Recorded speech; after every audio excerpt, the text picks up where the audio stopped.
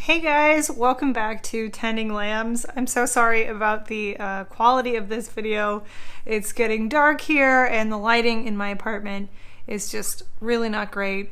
My son is taking a third nap, and so I have just a few minutes. It's a little cat nap, so I have just a few minutes to address what I've really got on my mind lately, and I've got a couple of questions about it from the Tending Lambs community group on Facebook. So I'm going to talk for just a few minutes on why boundaries are so important, and then answer the couple of questions from Facebook.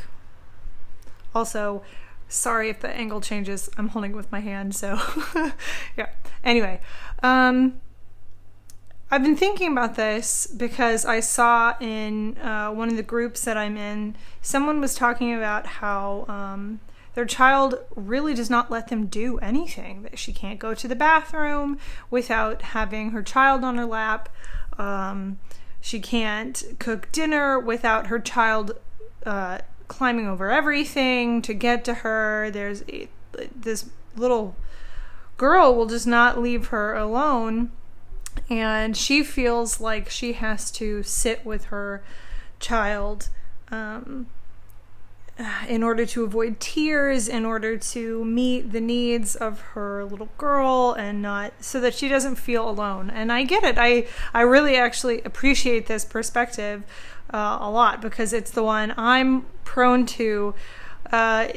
Earlier in a video, I outlined two different approaches, the punitive and the permissive approach. And the punitive punishes feelings, and the permissive doesn't allow them by giving in to them and trying to cover them up. And they both have a problem with it. And I'm more permissive in my natural direction. So I totally sympathize with this. But it also means that it's an area where I've had to do a lot more work. And so it kind of touches something in me that I think, oh man, I get that, how frustrating it is to feel almost helpless. But that's the thing you're trying to instill in your child, is that you aren't helpless, that she's not helpless. And with boundaries, the importance of them is not just to get them to obey, or so that they stop acting like little brats or anything like that. Although behavior usually does follow boundaries. When they understand where the boundaries are very clearly, they begin to behave in accordance with them. But that's not even really the main goal, I guess. This example of a little girl not allowing her mom to do anything is an example of a little girl who's really unsure and is really, I guess, scared. And as parents, our job is to really give our children confidence, to come to them with calm confidence and clear boundaries, because they need them. They need them for the rest of their lives, to know where they start and where other people begin.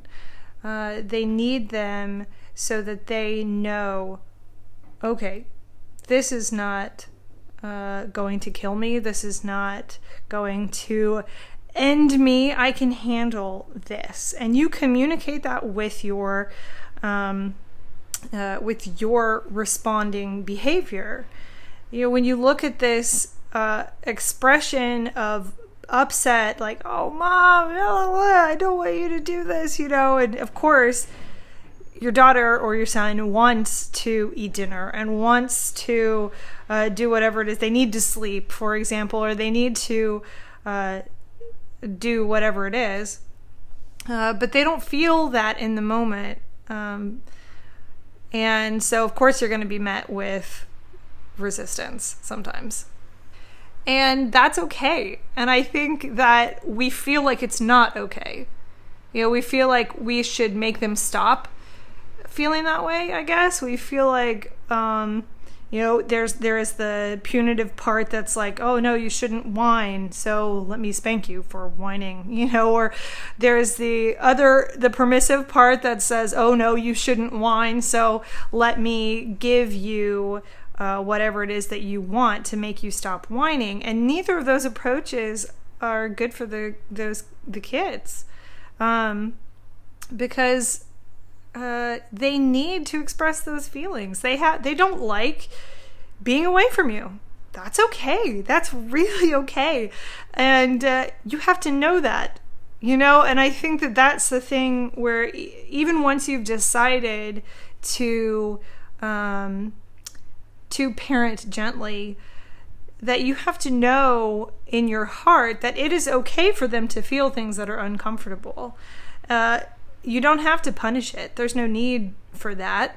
They're not going to, that's not where you're going to punish them for something they're feeling. And you don't have to cover it up. But oftentimes their big feelings make us feel big things that we don't like either, you know.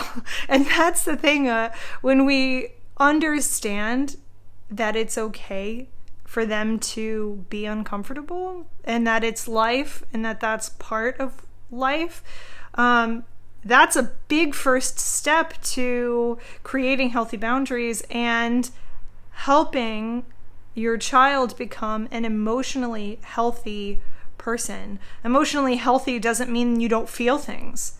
And it doesn't mean that you stuff the things that you do feel. It means that you learn to express them in appropriate ways. And they can't do that if we're always trying to cover it up, if we're always letting them sit with us on the toilet, my gosh, or letting them take us away from a task that we have to do. You're showing them that, one,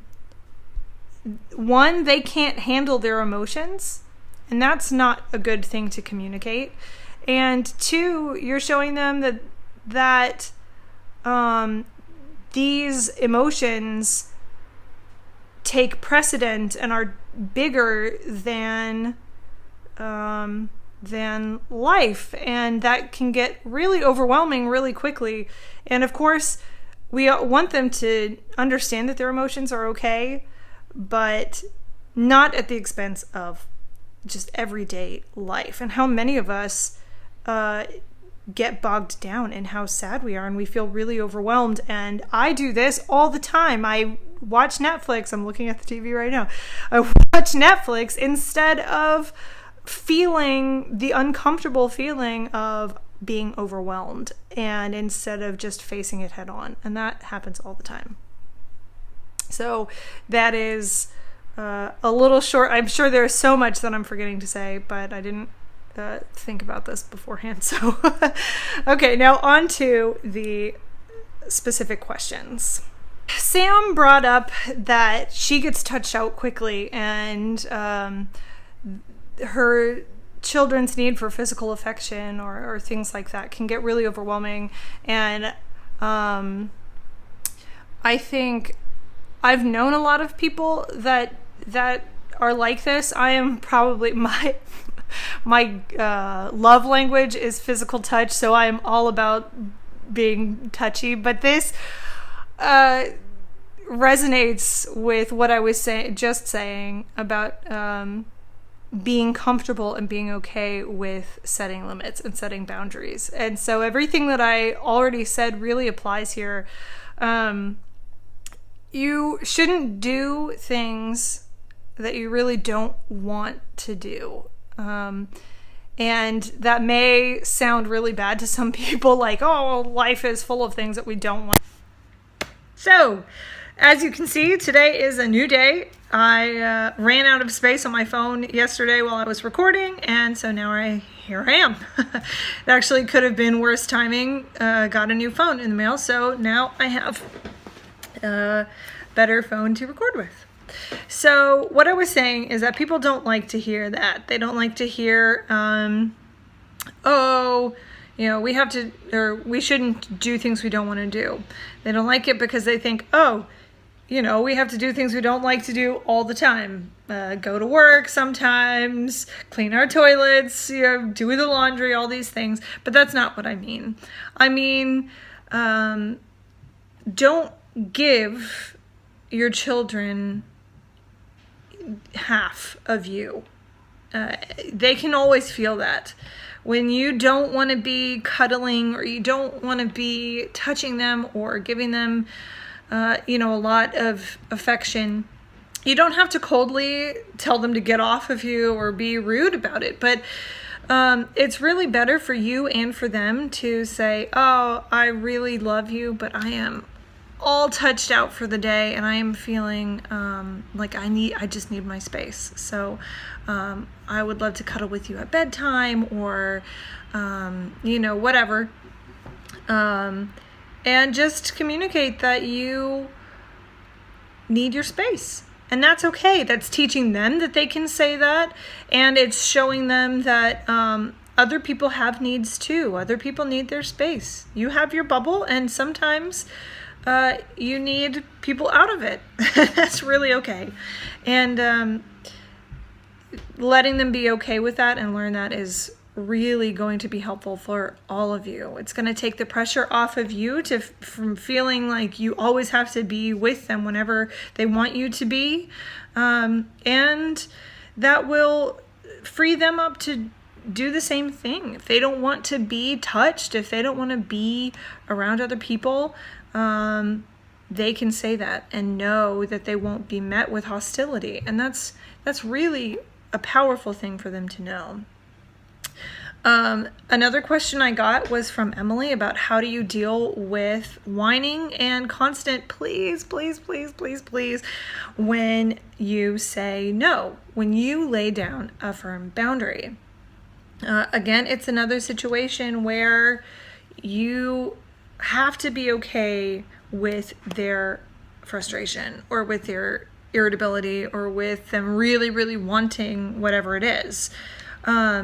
That more meta approach, that thinking about what's going on in the more abstract sense, will really, really help you to come at the situation with calm confidence. And usually that calm confidence really helps stop the whining.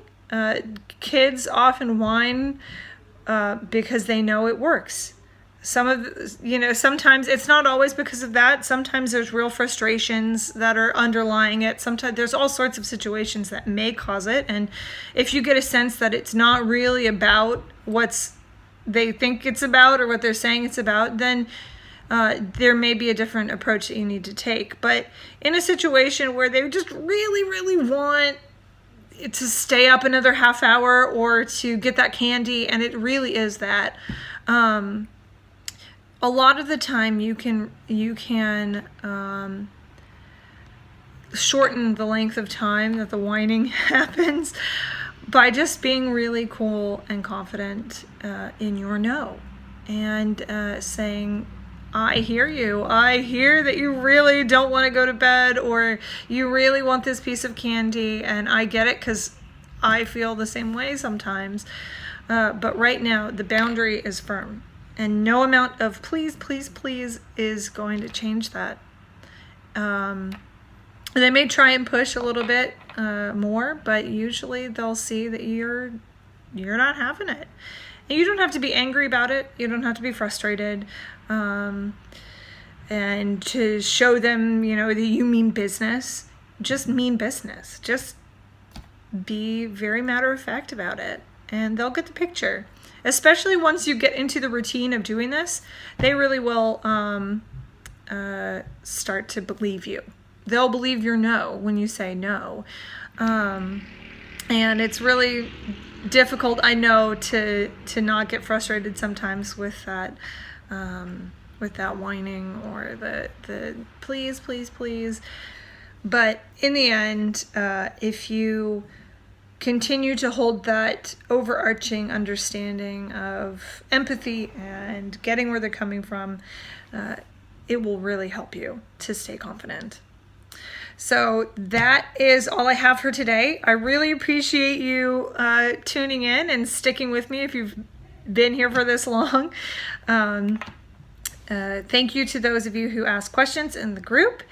If I didn't get to your question, I'm really sorry. Please comment and we will continue this discussion in the community group. And if you're not a member there, please come join us. We would love to have you. Whether you're an expert that you really want to come share your wisdom with us, we would love that. And if you're just investigating and you're not even on board yet, and you're kind of trying to get a sense of, what is this all about? Please come join us and we would love to talk with you. So, until next time.